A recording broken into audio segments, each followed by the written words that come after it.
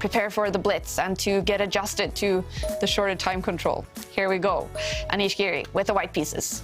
Yeah, he has to strike first with white. It's a very quick opening. It's the Catalan opening, a variation of the Queen's Gambit declined. These two have debated this or similar variation earlier today. And this is well-known stuff. Black temporarily went a pawn up. White regained the pawn, but at the cost of bringing the queen out early. Don't try this at home. White's queen getting kicked around all over the place. But well-known stuff. And this bishop move, I think I've seen it before, but maybe not the most common. Black again, temporarily a pawn up, but black lagging behind a development. The black king still stuck in the centre. Do you guys have much experience here? Any side you favour at this early stage? I have zero experience. Jovanka, what about you? I mean, I like being castled, so I'll pick white, but that's about it for me. Jovanka, yourself? No, I've had some experience with the Catalan, but not necessarily in this position. And I can see from the database that it's very rare, only one game. The player's actually following a game that was played in May 25th between Daniel Bogdan Diak and Mustafa Yilmaz. So two strong grandmasters there. Two very well-prepared grandmasters, those two you mentioned there, Jovanka, known as opening experts. These two as well, clearly opening experts. Look at the clock times. I mean, we thought they'd have to adjust to Blitz, kind of slashing the time, and they'd have to kind of take a few moments here and there, but no. Well, David, I mean, Firouzja was famous in the candidates for playing like a 10-hour session one night or something. So, I mean, he doesn't need to adjust. He prefers Blitz. He's the Blitz king, isn't he, really? So he was playing Blitz and bullet chess until 5, 6 a.m. in the morning before a really important game. But this is maybe bad news for Anish, Giri, because, of course, when you start with the white pieces, you kind of want to launch the first surprise. You want your opponent to think, to be caught off guard. And the fact that Alireza is only now just thinking, and we're like 18 moves in. Yeah, but Anish seems to be knowing what he's doing, and 1 extra minute on the clock could be decisive a bit later. Black does have the bishop pair and an extra pawn, but that extra pawn could be gobbled up right now. It could disappear in the centre. I'm expecting the white queen or the white knight on the b3 square to go and capture Black's pawn in the middle. And yeah, this is typical kind of Catalan strategy. White has this light squared bishop in front of his king that he wants to keep forever. And even not having the two bishops, it's not necessarily a problem as long as White can plant his knights on solid squares in the centre. This is the type of position that Ulf Andersson, a very famous Swedish grandmaster, would have loved. Just taking that pawn back, it's kind of sitting there. Black's pawns on the queen side, on the left side, they are slightly weak, especially that b pawn, which is advanced very far forward. It must be balanced, though, yeah, roughly balanced. It's pretty balanced, also because Black's dark square bishop isn't that effective either. You know, yes, as you mentioned, Black has the bishop pair, but not so many pieces on the board, and I agree with you. It's a little bit airy on the left side of the board. And, Anish asking questions already to that bishop. Yeah. I mean, it should step back. I would put it all the way back 2 squares.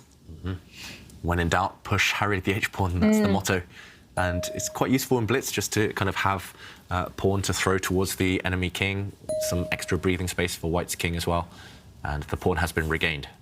There is a threat maybe of White's queen going all the way over and capturing Black's pawn on the a7 square.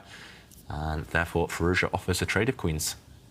To take or not to take? That's the question. What do you guys think? I probably wouldn't rush to take. I maybe allow Black to take me, but I'm thinking, do I want to play the move e4 or not? Is the first thing I'm thinking of. I know, OK, of course I'm wrong, and he takes it, gets the queens off. That's an interesting question, Simon, because Black's knight in the centre looks so strong. You could kick it away with a pawn, but I guess you do block in White's light squared bishop, so very committal stuff. Yeah, it seems fairly even so far, I'd say. There's not too much happening here at the moment, but Anish kind of likes these kind of positions generally as well, doesn't he? But how do you get... I mean, the Black Knight seems like a beast to me. How do you get rid of it? I don't want to give up my bishop for it. If I use my pawn, it's not ideal pushing that pawn in these structures. Well, I was going to say one thing, though. I mean, maybe if we forget about that knight in the centre and just kind of focus on that light square bishop that Black has, it doesn't have too many squares. I mean, we saw it develop to the edge of the board, and I can just see now that the rook can perhaps come to the 6th row.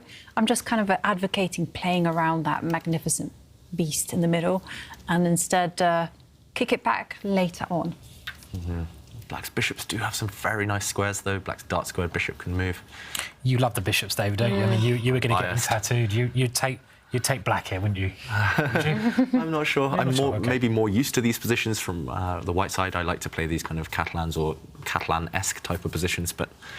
So, David, you mentioned... Bishops, yeah. It's got to be the bishops. Obviously, you know, your great performance at the Olympiad, and you play these types of structures a lot, the Catalan, and, you know, I was thinking, maybe I should try to play like David, learn a bit. How would I learn to play like you? I mean, like, obviously a bit of opening theory, let's forget about that. You said Ulf Andersson, should I study his games? I mean, any little tips for me? Study Anish Giri's games. If you want to kind of play, one of my heroes when I was younger was Vladimir Kramnik, and he was the one who kind of taught me the love of the Catalan and this kind of pawn structure with white. There are heroes out there in every opening, I guess, Simon. Yeah. And I was thinking about it. I was thinking, hang on a second, isn't this like the English school of chess these days? Because you have Mickey Adams as well as David, Luke McShane, they're all in it for the long haul. We like to grind. Yeah, like to grind. And now Ravi Harrier is coming through, who's also very good at massaging out those small endgame advantages. Maybe you've inspired. Yeah, it's definitely different from the old English school of chess, where it was about kind of more direct chess, more attacking. Meanwhile, the rooks have disappeared, so this one is fizzling out slightly. Still a piece in balance. Black having the bishop pair, white having the knights, white having the better pawn structure. And yeah, Simon, I mean, the way I learned to play these types of endgames was going through games of Ulf Andersson, of Vladimir Kramnik, of Karpov, these endgame players who seem to just squeeze water out of a stone every time, and that's what Anish needs to do here. It's a minimal advantage for white, if anything, and he needs to take advantage of the fact that maybe black's doubled b-pawns slightly weak. So maybe people kind of tend to forget that when they're trying to learn an opening, they just concentrate on the first 15 moves, and then they stop. Yeah. You know, I mean, that seems to be quite a current trend, but I mean, I know something I try to do in the chessboard courses I create is have some model games of the players who play it and look at what they do in the middle game. And I think this is something that you've really got to do. You've got to study experts and study what they do in the middle part of the game, because the opening is just a way to get into certain structures, and I don't know these structures. So I'd like to see this kind of position and how top players go about playing it and learn strategies that I can remember. So I think it's so important. So, and Ulf Andersson, believe it or not, is one of my favourite players, which people would not believe, even though I don't really copy a lot. You're like twins. yeah. I don't really copy his ideas, but I appreciate them. Yeah. So, fantastic player. Yeah, and I mean, you're completely right there, Simon. I mean, before my laptop died a couple of weeks ago, I always have databases. There's always two databases on every opening. One is kind of the opening theory, where you have to just memorize, learn, knuckle down, and kind of commit those to your understanding. And the other one is model games, every opening. In the Catalan, especially, there's maybe two variations where I've got Anish Giri, a bunch of model games by him, and he loves this type of pawn structure. Normally, he loves this type of position where there's minimal risk for white. Now just defending his knights, both the white knights on stable squares. He's really trying to target those two black pawns on the queen side. Yeah, and so whilst Anish is working hard at trying to grind out this advantage, you kind of mentioned databases there. And one of my recent dilemmas is how on earth do I store this information? Do you store it in lots of little databases? Like, for instance, you mentioned these endgame grinds. I mean, do you store this like rook endings? Or do you kind of, and when it comes to openings as well, do you have like one specific opening database? I mean, I guess it's like when people study for exams at school, everyone organizes things differently. I mean, I've always been a bit disorganized with the way I structure my opening notes, but yeah, there's always been at least one or two clear ways. I always have one database just with the notes, just with the model games, where if I need inspiration, if I'm not in the mood to memorize, that's what I go to. But yeah, I know some people who have dozens of different databases just for one opening on different lines. You just have to label things where you can find them. All the top players, they talk about opening notes too much. That's why I went back years ago and just kind of organized everything, and then I realized I can't find them, or I can't find my opening notes. But meanwhile, there's a big decision to be made on the board. And Anish Giri, he's frowning, spending quite a lot of time on this one critical moment. And the top players, I guess, they always spend time, even in Blitz, when there's a capture. And it's just weighing up the pros and cons. What do you guys think? Bishop takes knight. Should white play it? Yeah, I'm with you, Ivanka. I mean, my first thought is I'd whip that off, put my knight in the centre, bring the king over, and then work, then have a think, which is probably the mistake, right? I mean, keeping the tension is... I don't know, but it looks obvious, right? If the black knight gets one move, if the black knight moves away, it's just going to be opposite colour bishops. The knights will balance each other out, and it's going to be a draw. So Anish, if he wants to win this game, and he has to try with white, just take that knight. I still think there's minimal risk. You're not risking anything, really. I mean, you can put the white king where the white knight is. Yeah. Looks like a lovely square for the king, and you've got a simple winning plan as white if you do take the knight. Yeah. So, to me, taking the knight... To me, also is a no-brainer, but... OK, he doesn't do it. Maybe he was afraid of the black king kind of wandering around as well, but, you know... But here there's... See, the knight moves away and the chance is gone. That's been the theme of Anish's tournament against Magnus on day one. He had opportunities. He didn't take risks at all when he had the opportunity. And there, he could have just shattered the black pawn structure. Black would have had double pawns and an isolated pawn in the centre. Worst comes to worst, you just lock it down as white, you just kind of create a blockade, draw. OK, but this one's going to be a draw anyway now, most likely. I guess he still wants to journey over with the white king, Simon, as you mentioned. Yep. Yeah. OK, still some chances. Maybe I'm being too harsh on Anish, but...